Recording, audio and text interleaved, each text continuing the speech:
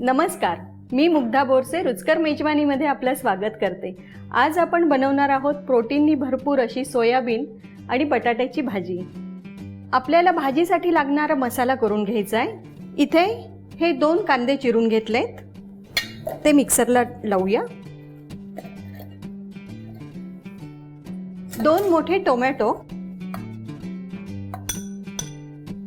हे 7 ते 8 काजू आहेत, 1 इंच आलं आणि 10 ते 12 लसणाच्या पाकळ्या। हे सगळं मिक्सरमध्ये बारीक करून घेऊया आपण।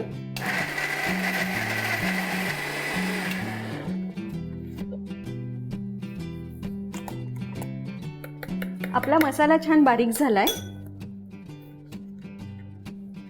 आता भाजीला सुरुवात करूया। कढई गरम झाली आहे, मी थोडं तेल टाकते। तेल आपण 3 ते 4 टेबलस्पून घेतलंय। तेल छान तापलंय, आपण थोडासा हिंग टाकूया, थोडं जिरं छान तडतडलं, मी थोडी कोथिंबीर टाकते। कोथिंबीर आपण नंतरही टाकणार आहोत। आता वाटलेला मसाला आपण टाकून घेऊया। आता ना कांदा आणि टोमॅटोचा कच्चेपणा जाईपर्यंत आपल्याला हा मसाला फ्राय करून घ्यावा लागेल।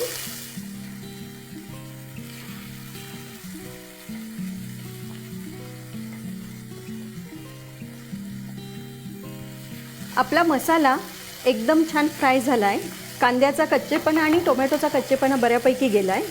हे लाल मिरचीची पेस्ट केली आहे मी, ती टाकणार आहोत। 2 टेबलस्पून आहे ती। थोडी हळद, 1.5 टेबलस्पून पावभाजी मसाला आहे, तो टाकणार आहोत।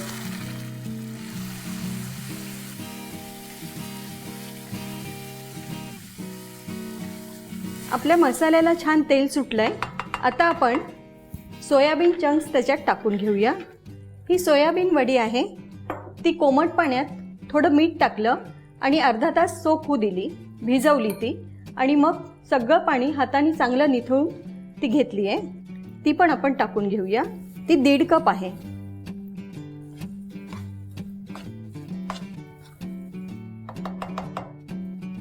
दोन बटाटे उकडून घेतलेत आणि त्याच्या फोडी केल्यात।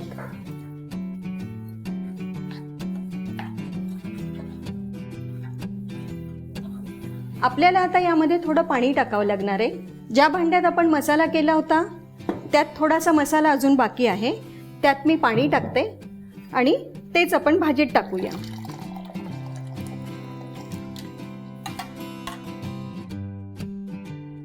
आपल्याला अजून थोडं पाणी त्याच्यात टाकावं लागेल।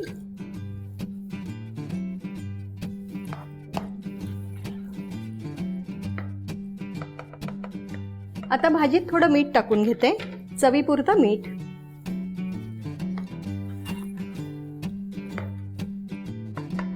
आता एक 5 ते 7 मिनिटं भाजी होण्याची वाट बघूया। मी झाकण लावून ठेवते।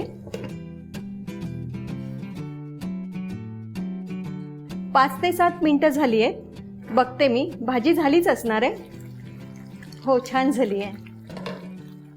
आपली भाजी झाली आहे। आता आपण ती सर्व करून घेऊया।